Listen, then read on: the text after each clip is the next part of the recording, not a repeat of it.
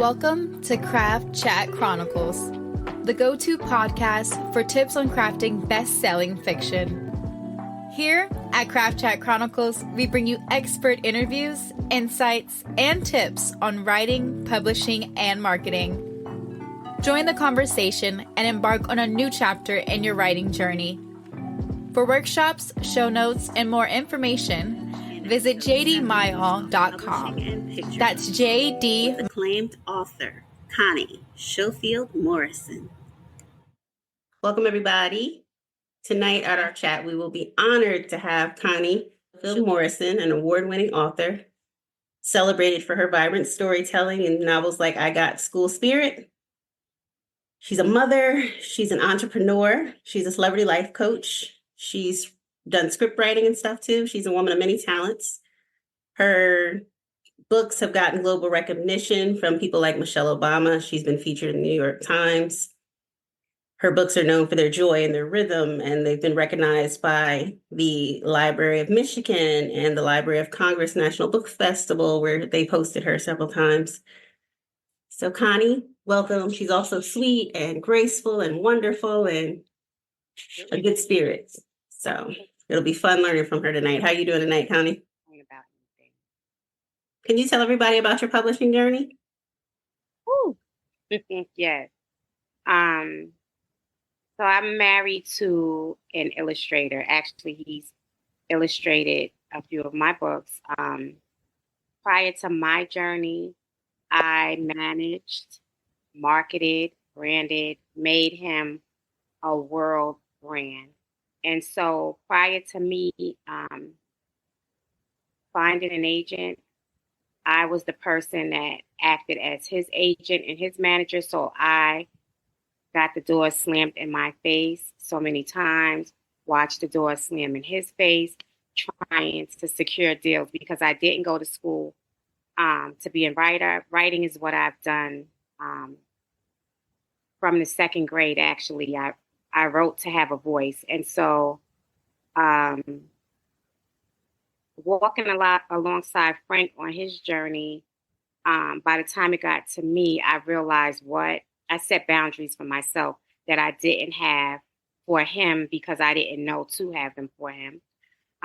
So by the time I came around to my journey, I did not want to go the route of creating all of this work to be told no, or it wasn't good enough, or it was they were looking for something else or someone else. So what I did was I hired an agent. And my agent journey, most people think like, oh, it's a friend thing, or, oh, I was married to an already established artist.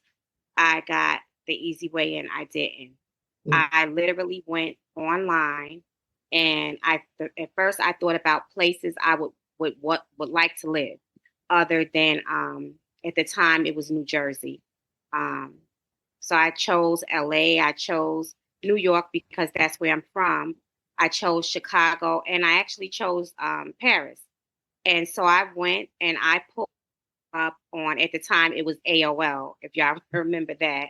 I pulled up on AOL literary agents, award-winning literary agents. And I had a list of 100, and I narrowed it down. And at the time, my husband was with a company, Shannon and Associates. That's who he signed with after, I'll say, his third or fourth book that he illustrated. Mm-hmm. And so I didn't want to be with the same company that he was with. Mm-hmm. And so I narrowed it down. I would call these different agents, and till I finally got like 6 that I felt I gelled with, because agents are like shoes. You have to find the agent that fits, because this person is making deals for you when you're not there. They're handling money decisions for you when you're not present in the room. So you need somebody that you feel you could trust to make decisions for you when you're not there, and to make the best decisions for you. And so I wind up signing with a company, Painted Words, because I loved Lori's tenacity, one, and then her attitude. Like, she was not a game player. And with me, I don't need to be told what I want to hear all the time. I need told what's the truth and what makes sense. And so she was just that type of person for me. So finding an agent, I then knew what I wanted. And I didn't want to go the route of going to 100 different agencies. I trusted that connections in the industry already because she was an established agent. And like I thought she did. And so I asked her to find out what her friends in the industry were looking for prior to shopping my book. I had one manuscript. I got the rhythm. And I knew I didn't want to sit and be waiting for another deal because, again, I was still married to an illustrator artist and he was still going through some things. And so I'm like, okay, I don't want to go through it triple dose. I'm already going through it as a wife. I'm already with business partners. I'm already still going through it on that aspect. I don't want to go through it with mine. So I made sure with mine, I set boundaries and I had goals. This is what I would like to do. Do it make sense to you? And so if Lori told me no, I kind of trusted her decision. And when I got the rhythm, and I'm being honest, I wanted this to be my baby outside of Frank. I really did not want him to illustrate my books. So can I interrupt real quick? Yes. I know Frank and you know Frank, but we don't know that all of them know Frank. Can you tell them who your husband is for those who might not know? My husband his name is Frank Morrison. He's a world-renowned artist and illustrator. We've been married going on 34 years. And we have an art gallery. It's online, Morrison Graphics, LLC, and it's really dedicated to Frank. I'm not an artist. So he has his artistry, and I let him have that. And outside of being married to Frank, I have a lot of other things that I'll talk to y'all about a little bit later. But so back to with Lori, I really had my goals. So I was using my maiden name, which is Connie Schofield. That's why it's Connie Schofield Morrison on my book. And I'm not sure if you all know how far you are in your journey. Authors and illustrators do not work together in self-publishing. And it's a reason why the publishing houses do that. And so they didn't know Frank was my husband at first. Frank wound up leaving his company, his agent company, and he signed with my agent company. And so it takes a couple of months to a couple of years to negotiate a deal. And so my particular deal took about a year. By the time the deal was closing, they had selected an illustrator, which was my husband. And so my agent is who told them we were married, but they never knew. So it wasn't, a lot of people think, oh, they worked on a book together. We didn't work on any of the books together.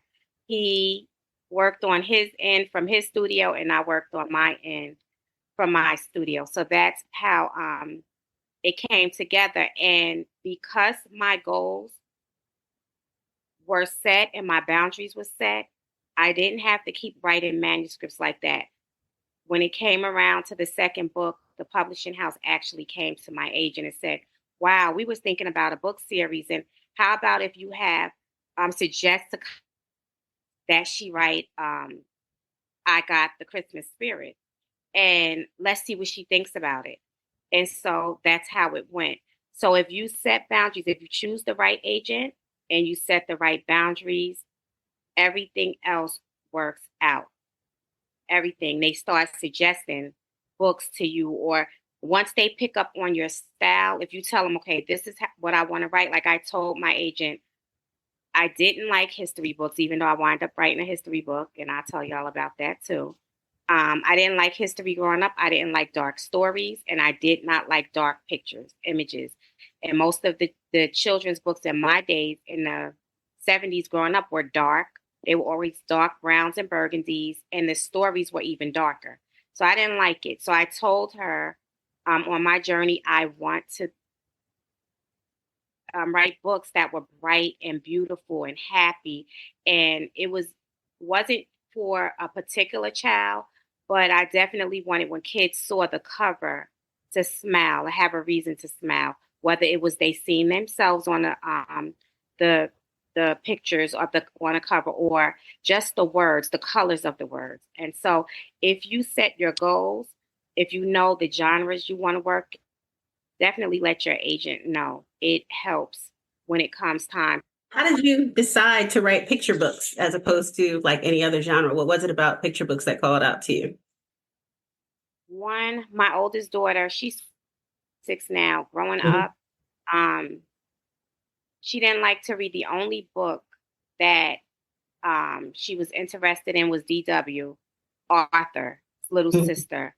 Um, and I didn't mind her looking at a cartoon character and thinking, oh, when I grow up, this is who I want to be. Or the DW, I'm DW. I it's cute, but then when you think about your child growing up, it's like, okay, you can't be DW forever. So it was Mhm. I helped her understand like it's not the actual character that you're wanting to be, it's what she's depicting and how she's depicting it and what the stories that she's telling, you could identify with them. And so it was that was one of the things that drove me to writing for children. And then my childhood experiences, not being allowed to have a voice, and um, the old saying, what goes in this house, what goes on in this house stays in this house. Mhm. I felt if I'm seeing certain things and I'm hearing certain things, why can't I say it? And so just my mom mentioning her background, I knew I wanted to be a different parent. I knew I wanted children to realize and understand that they are people too and that they do have voices and that their voices matter, their opinions matter. And that's what drove me to write for children. I love I that. I do have adult books. I just haven't put them out yet. Okay. What do you think are the essential elements to make a good children's picture book? Like, what are the things that we need in our stories to help them do well?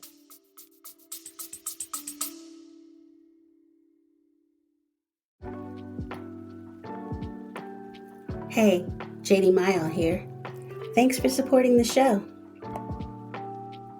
Today's episode was brought to you by my debut novel, Heart's Gambit, coming to bookstores in February of 2026.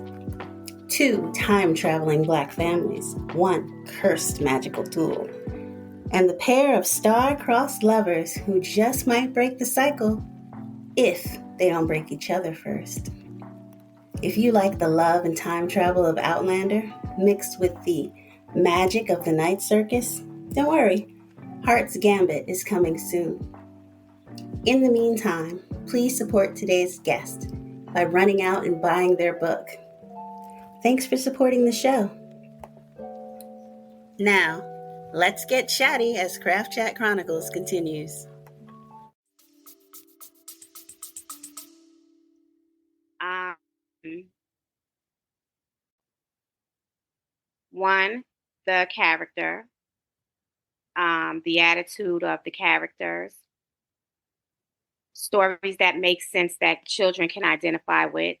Um, we as adults tend to think certain topics are not for children when it comes to emotions. And lately, with everything that's going on in the world, publishing houses, a lot of them are giving the okay to write about certain emotions and just certain things that is, I'll say, for the gay community. It's been challenging. It's been a lot of situations where publishing houses wouldn't pick up books about children in the gay community. They were against it. And so I know I have 5 kids, 4 in which are grown, and now I have a grandbaby.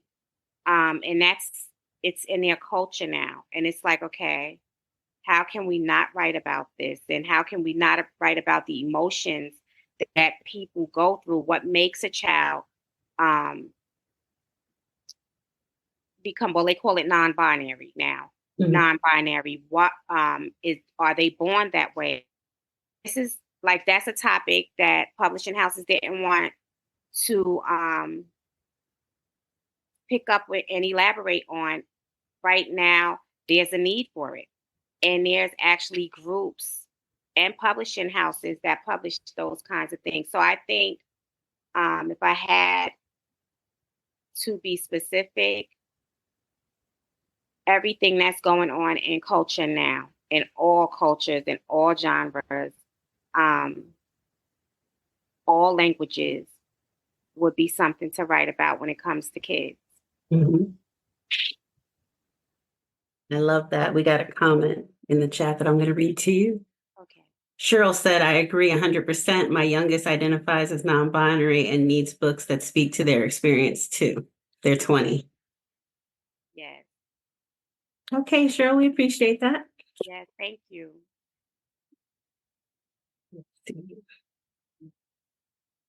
What's the story behind the story? How did you come up with the idea for your current novel? Is that one for me? Yes. Okay. So which book is coming out next? Okay. So I can show y'all. This is I Got the Spooky Spirit. That's so So cute. thank you. This is the final book for the series that me and Frank had together. Mhm. Actually, I didn't come up with. I came up with the title and the story I wrote, but they asked me, Mhm. Connie, we love the Christmas book. I Got the Christmas Spirit. What about another holiday? They were thinking East, and I Mhm. was thinking more Halloween because I love all the festivities that go on at Halloween time, the masquerade balls and the costumes. And I thought if Frank was illustrating it, he can depict kids very well. I knew he would nail the costumes on the kids. So Mhm. that's how this particular one came up. I had it coming out after this. It's with a new illustrator, Shamar Knight King. And that series, they wanted it to be Black Boy Joy, Mhm. but I'm just going to say it, I have a white grandson. Mhm. He's half white, half black, but he looks white because my family heritage, my maiden name is Jewish because my grandmother was Jewish. So he's definitely Caucasian or white. And so I didn't want the book to be called Black Boy Joy. So I chose Big Boy Joy because there's a lot of things little big boys do that's exciting. So, and I didn't want to color code it because I have all nationalities in my family. So um, that particular one, I did my first book, and now I'm currently writing 2 at the same time because I get writer's block very easy. Mhm. But this particular book series that I'm working on, my Mhm. grandson, he's Oh. actually he's not the character. However, his moods and his different Mhm. emotions and different things that he do. I actually go to the playground, not even with him all the time, but I'll go to the playground. In church, I'll go to the nursery and I look at the different movements of the kids and the different things that they say. In a supermarket, when I hear little kids screaming or crying, I'll kind of go and pick up the attitudes behind the children. And I have my iPhone. I'll type little notes in my note section. Mhm. Um, and I'll come home sometimes or go to the office and just sit there and think about all the different attitudes in a week and kind of put it together. And I'll write tons of titles, tons of titles until I find one that I feel is, what's going on now. I'll look at the news, and I'll say a couple of months back, the whole situation with Ukraine, I was sitting up thinking, like, what would the little boys want? If they could pick up a book right now and read it, what would make them happy right now? And so that's how I wrote down a whole list of titles based off of that one thought. So that's usually how I come up with, well, now with this series, this is how I'm coming up with the different titles and the different scenarios that's going to happen, take place in the story. What was the best advice you ever got on writing?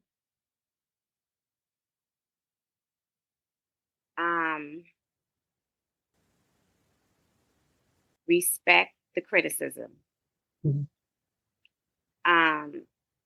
You really have to have the tough skin in this industry, especially with writing. I know with me, I used to think everything I wrote was good enough. And when I was told, Connie, you have to respect the criticism, at first I didn't take that lightly. And I really didn't understand it. Like, why do I have to respect what somebody else thinks one of my manuscripts? It's not for them, And then I had to realize what I was thinking and what I was saying and respect it. It's not for me. What I'm writing is for the masses. It's for people of different, that come from different backgrounds, different cultures. They speak different languages. So I had to realize, wow, the talent is from the creator. And I'm just the vessel that he's using to create. And what I'm creating is not for me. It's for the minds of the children that's reading it. And I came up with this saying, if I could change the mind of a child, it could potentially change a generation, which will ultimately change the world. And so back to what you asked, that was one of the most important things that was ever, or advice that was given to me that I took and I applied. And if you apply it to yourself, to your mindset, then you're able to handle anything. Because everybody that reads your books is not just coming from the agent perspective or the publishing house, their criticism. You will have fans that will totally act like they hate what you create. And those are actually the ones that love it the most. So if you can handle what the media is going to say about your work, you'll be able to write anything. I love that. I love that. First time I met you, we did a panel on diversity in fiction together. And you were a sweetheart then, and you're still a sweetheart. Do you have any advice for new writers on doing panels and author events and things like that? Yes, I would encourage it. One, and I still do this now, I actually pull up all the book conferences that's going on in the United States. I pull it up in January every single year.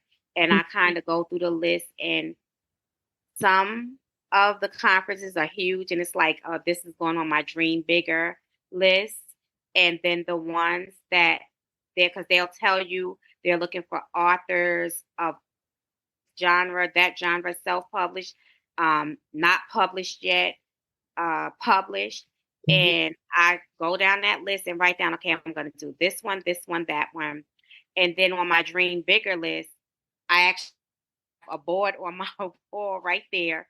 And I just did a whole vision board of the conferences I want to do and who I want to be at these conferences beforehand and after. So that's one thing. Another thing I would encourage as new writers, don't be afraid. Don't be afraid. Don't waste time. Don't procrastinate. Just do it. and learn from the feedback you get. Even if it's not your best work, just do it. Because when you do it and you put your work out there, you get the criticism back. After a while, like you feel free, like I did it. So the second time, it gets even easier. Just do it. Just write. And know that your writing and the thought of even writing is coming from a higher source. It's coming from a higher source. I love that. Mary Beth wants to know, what source do you use to find the list of the conferences? Google. Okay. I put it in Google. And believe it or not, some of the conferences list other conferences. Some of them are on pages that have multiple conferences. Mm-hmm. And in bookstores, Barnes and Nobles, they have a Barnes and Nobles and Books A Million. They have a board in most of them, and you can go and look, and there are cards. People put like their advertisement on it. Starbucks, Mm-hmm. people advertise. I look for that kind of stuff. Okay. Oh, and the library, your local library, which is my hangout spot. Your local libraries, get to know your librarians. Libraries are attached to conferences as well.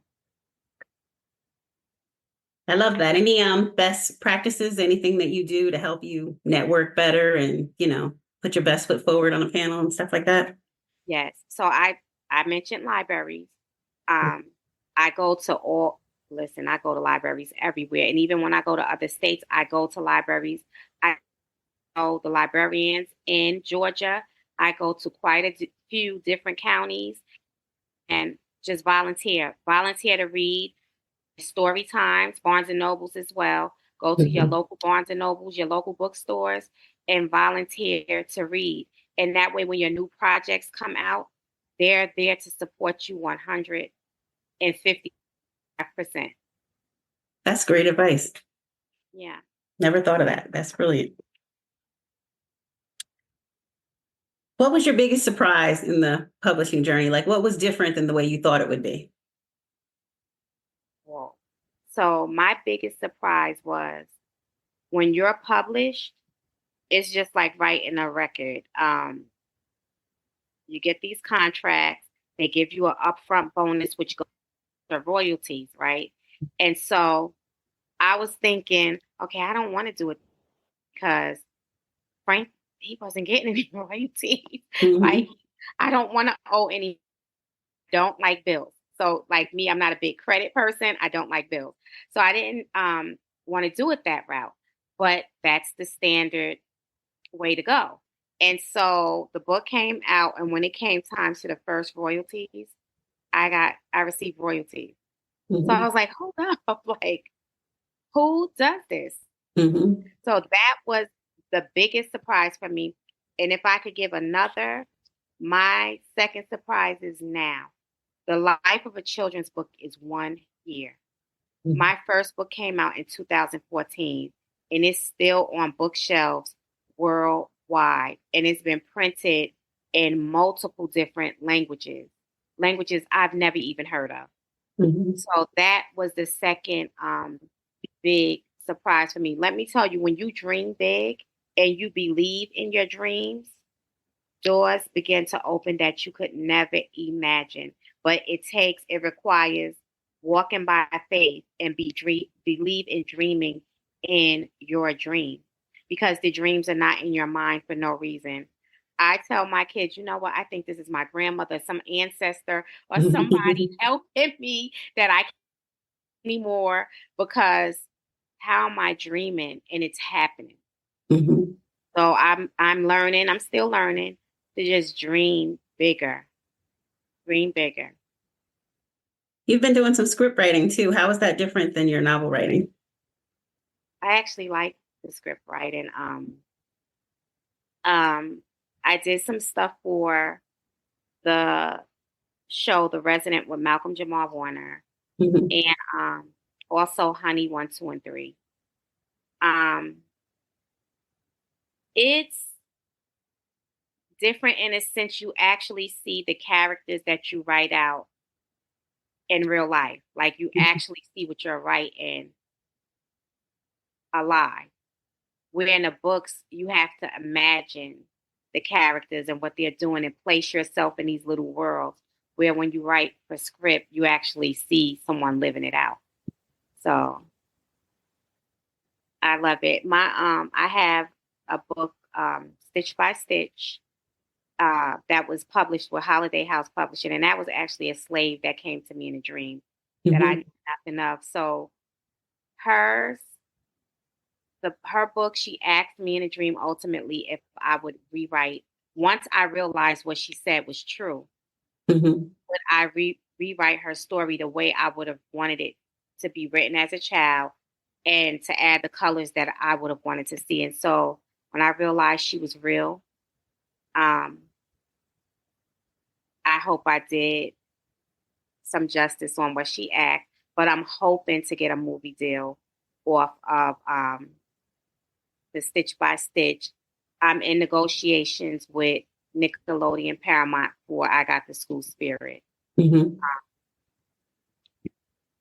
hopefully this year I could write some adult books or finish adult books that I would want to see on the shelves and in a movie form. Love that. Love that. Tell us a little bit about your icon makeup and all your other wonderful endeavors. So I have a brand, Icon by Connie Morrison. The cosmetic brand is the same manufacturers as Kylie Jenner and Rihanna.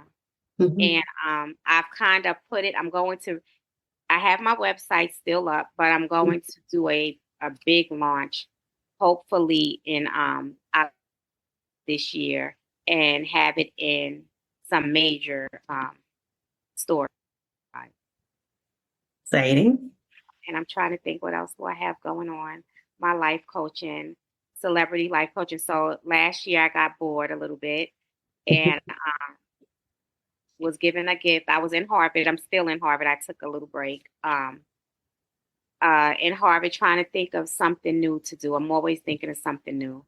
And I was offered to go to school for free to become a life coach. And when I graduated, my professors told me, you have a knack for celebrities, so I think you should do some coaching. And so that's what I'm doing now as well. Coaching some of my celebrity friends. That's pretty fun and exciting. What are you writing currently? Just the Big Boy Joy. And I complete 365 days of inspiration for women. Love that. So with that concept, I'm going to do journals and pillows and pens and wall appliques and different things, just a whole inspirational kit for women. Now, when you do your picture books, do you write the whole thing or do you guys sell them on proposal? Usually, how does that process work with picture books? Just a book, like a summary, or a synopsis of a book, nothing more than a paragraph. And I usually, right now, I'm seeking a new agent. It's of interest for me and Frank to be with the same agent.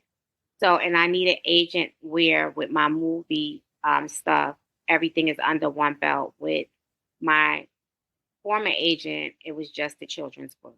And so I forgot what I was getting ready to say. Ask me. I just threw myself off of the topic, talking about my agent just that way. Have you tried New Leaf? I know they have film and TV. No, I haven't heard of New Leaf. I went with Writer's House. That was the company that I just submitted my inquiry to.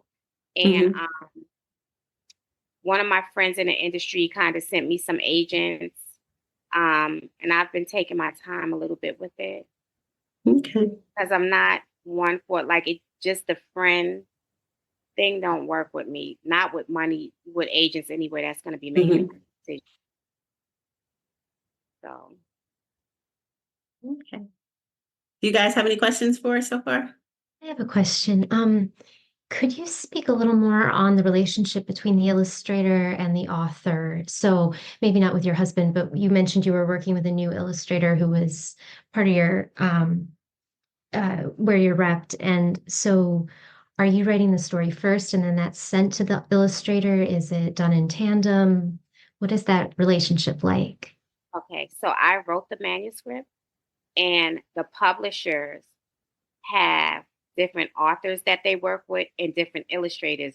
So they actually paired me up with Shamar. I didn't know him prior to writing a book. And believe it or not, at first, I didn't understand it when I found out with my husband, like, oh, they picked the illustrator. But now, 5 books in, I totally get it. They know exactly who to pair you up with. They know what the industry wants, what will sell.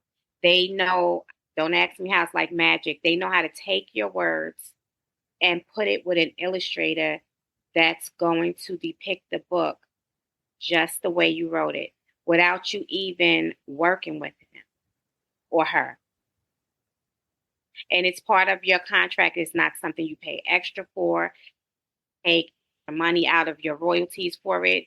With your contract, they actually have it. This, whoever we choose, this is what's going to be budgeted for the illustrator. This is what's going to be budgeted for the author. And I know a lot of writers who write the book and they're like, oh, I have to find an illustrator. I get a lot of inquiries through email, through social media. Do you know any illustrators? Do you think your husband will be, interested in working on my book? And I can honestly say, knowing a lot of illustrators, that's the last thing they want to see is an email from an author asking them to illustrate a book. And trust me, you'll be very appreciated with the publishing house for them handling that part of your journey. Like if you're writing, you need your mind space to write. You need it to think about what's next, not who's going to depict the book for you in illustration form. Now, with your earlier books, did you have to write the whole book, or was it still able to sell just on the paragraph? One manuscript, and that was the first. When I started, seeking an agent, I already had the manuscript done. Mm-hmm. I got it was the only manuscript that I wrote that I wanted to present to anybody. Everything else, I have tons of books from when I was a little girl, like just books of writing. But it was nothing that I wanted to present. So after, yes, I've written hundreds of manuscripts now, but everything you see in book form or that has been submitted, it was because they asked me to do it. Okay. It was based off of a paragraph. Love that. Not the whole manuscript. And if I could say something else, especially if you're writing chapter books, you might want to secure an agent first, because the agent will tell you, I call it suggestions. They will suggest, well, maybe perhaps you could write about this, because they know what the industry is looking for. Well, sometimes when you write these books, and especially chapter books, I have friends that have written chapter books just to have to change the books from chapter to chapter. They water it down. They cut 10 to 20 chapters out of the book, and it frustrates the writer. So I tell everybody, do a synopsis, a 1-page synopsis of maybe 5 to 10 books that you plan to write, and get their opinions first before you do all of the work for them to change your book around or tell you what they feel should be added to the book or taken away. That's good advice. Anybody else have any questions? Yeah, I do.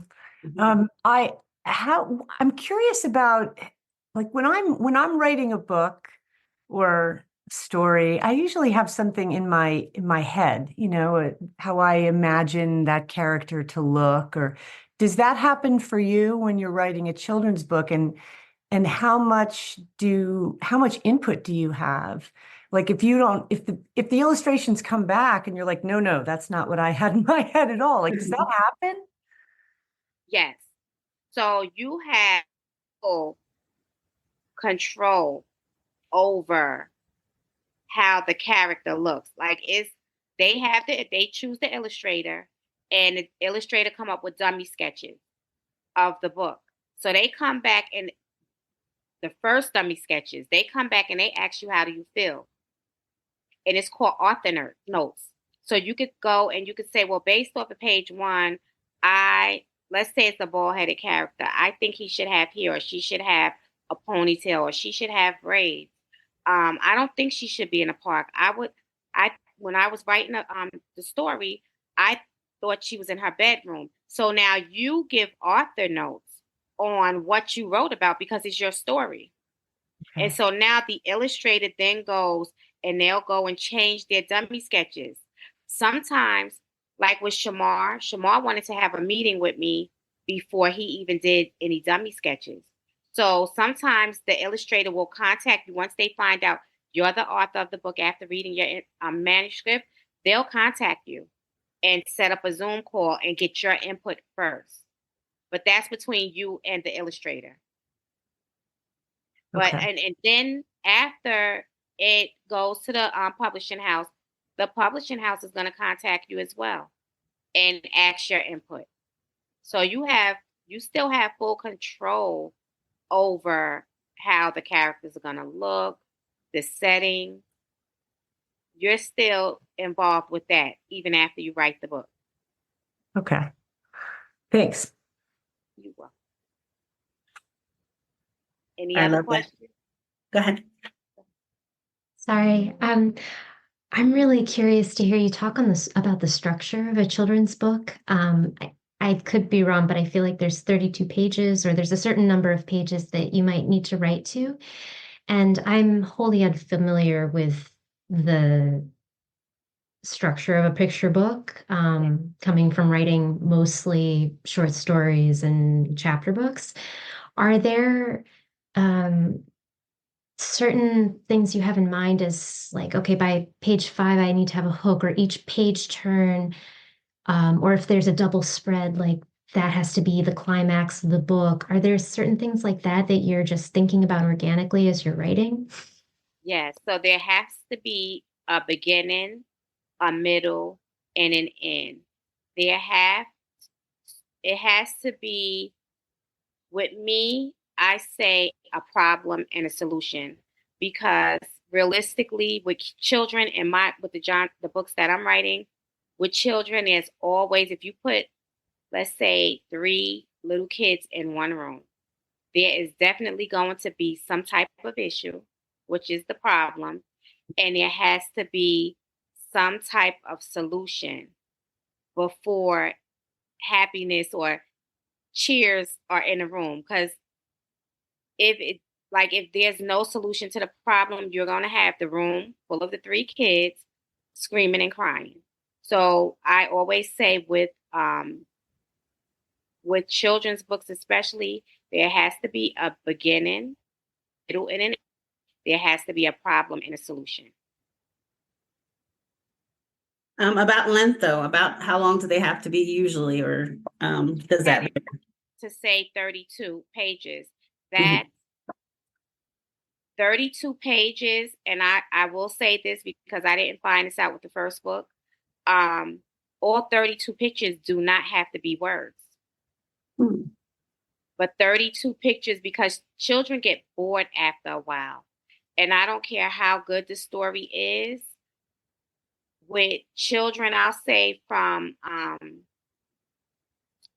let's say, the ages of birth till about 8, past 32 pages, you're going to lose their interest. Mm-hmm. And do you do any hooks in children's books, or with lower grades that's not as important? Like something at the end of the page that makes them want to turn to the next, or like ending on something that makes them curious to see how it resolves, or do you just let it flow naturally with children's books? I leave that to the illustrator to depict it. However, with me, I love rhythm and dance. and I don't know how many of you have children or deal with children. Um, with me as a child, I needed to use all of my senses at one time. Like I Mhm. watch my grandson now, and he could be watching TV and on the iPad and still talking to his mom, dad, and me. And it's like, how is he doing that? Um, I always learned easier singing and dancing. So now in my books, I love to write rhythmic books where if you pick one of them, except for the stitch by stitch, but I Mhm. kind of sort of try to do it with the history book too. But I love to add some type of word, whether it's boom, boom, boom, bang, bang, beat, bop. Like I love to add words that children can identify with. And I love to show them exaggerated on the page. So when a kid they're looking at the book, it's not just the actual pictures that they're intrigued by, it's the actual big, colorful words that they see. Um, so that's my thing. And I've never told that secret before. That's my thing to keep the kids intrigued because I'm not an artist, I'm not an illustrator, I'm a writer. So my thing is words. I see words how people see pictures. Mhm. So I wanted to be able to capture the words in the book. Love that. Any more questions, you guys? Yeah, I have a question. You had mentioned writing scripts for TV and a couple of movies. I was wondering, as a children's book writer, how you got into that as well. I had a studio with a partner in Conyers, Georgia. It was called Real Girls Films. And so I acquired the studio with her. She was actually an art collector of mine. So I sold art to her for so many years. And she got into film and would ask my advice all the time. And being African American and a female in the industry just got turned away so many times. And so we decided to build a brand and an all girls production. Um, and it was like a task for us. Like we didn't think, we didn't believe at first that we would do it and succeed at it. And so that's what got me into that. And then trying to find different things for my husband to do in the 90s. It was called tear sheets at the time. I would create these tear sheets for magazines like Essence Magazine and Ebony Magazine and submit his work through that. And then I started submitting his work for TV shows and being invited to some of the events and sitting behind the scenes and see, watching how everything came about. I was influenced to want to do it myself, but I didn't want to go back to college for production. So the only way to get into it is if I had my own. So that's what I did. Love that. Was it hard to make the transition to writing screenplays and scripts from books, or was it relatively easy for you? It was relatively easy. It's harder to write for children than it is for adults. I think so. You have to go back. It's like you're going back into your old self, but trying to stay current with what's going on today. And even with the children's slang, they have their own little world inside of our world. So it's actually harder to write for children than it is for adults. And then you have to be politically correct. You have to be correct in all aspects of what you're writing because they're children. So certain things you'll say as an adult, you can't say to children in a children's.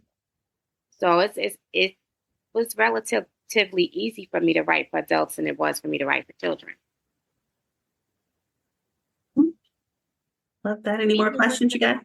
Oh, I'm sorry. Go ahead. So I did an episodic series for I Got the School Spirit, and I think I wrote 14 shows so far, and just trying to keep up with what goes on in a school Mhm. every day, and then have it change from day to day wasn't easy. Mhm. Another question. I'm just so curious about all this because I read to my kids for years, and I just think it's such an interesting thing to do, and I'm so in awe of the fact that you do it. Do you ever feel a sense of, well, two things actually. When you write for kids, because they're so young and vulnerable, do you feel this sense of responsibility to about what you're writing, and because they're so impressionable? And do you have sensitivity readers that will look at what you like adult novels, will have sensitivity readers? Do you have the same or similar thing for children's books? Yes. So I don't know what the publishing house, they have editors. However, for me, I go to the library most of the time on a Tuesday or a Thursday, and I'll do like maybe 2 or 3 pages of a new manuscript. I'll ask if I could read it to the kids to get the kids' opinions. And let me warn you, they're the toughest. They will sit there and play with their fingers. They'll get up and run away. You know when you have a good manuscript if you read the 3 pages and they're sitting there interested in hearing more. Then you know you got a winner. But for the most part, I had quite a few manuscripts that's just I had to shelve them for a minute because the kids would look like, what is she talking about? It's almost like you're speaking a different language. Wow. But I'm telling you, the libraries is the best place, even before the bookstore, to go and you can ask. Each library have a children's department and a children's librarian who is not like the library's main librarian. The children's librarian is for the children. You can pass your manuscript off or certain pages off and let them read it, and they'll tell you no. The kids are not going to be interested in this. So they're your beta readers. Yes. Wow. It's interesting. Okay. And another suggestion, career day. You can go to your local schools. They have career days and ask them tell them I'm an author and I'm coming out with a new manuscript. And I would like to see what the kids think. I would like to speak to the young entrepreneurs that are looking to becoming authors and read to them. And they'll tell you they're honest. Children are honest. Okay. Thank you. You're welcome. Anybody else have any questions?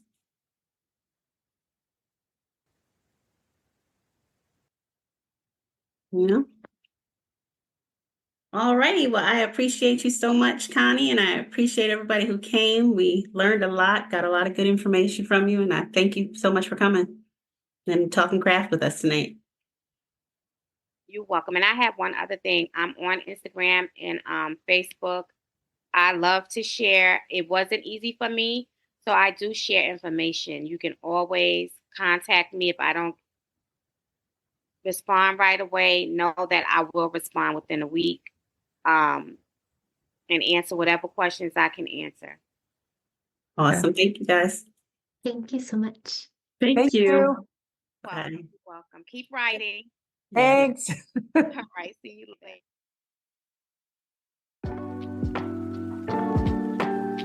That wraps up today's Craft Chat Chronicles with JD Mayor. Thanks for joining us. If you liked the episode, please comment, subscribe, and share. For show notes, writing workshops, and tips, head to jdmayo.com. That's jdmayo.com.